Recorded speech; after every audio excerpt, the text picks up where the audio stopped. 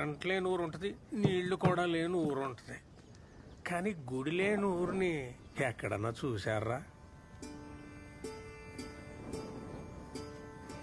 అవునరా, ఉండదు కదా. ఉండదు, అలాంటి ఊరే ఉండదు.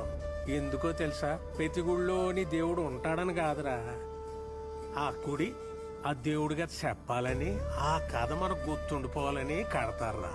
మన రామాలయం సీతను కాపాడుకున్న రాముడు కథ కాదు చెప్పేది.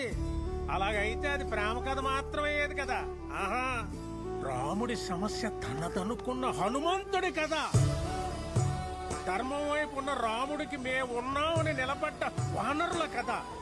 అధర్మంపై గెలవడానికి యుద్ధం చేసిన సైన్యం కథ అది. అందుకే రామాయణం లోక కళ్యాణం కోసం జరిగిందంటారు.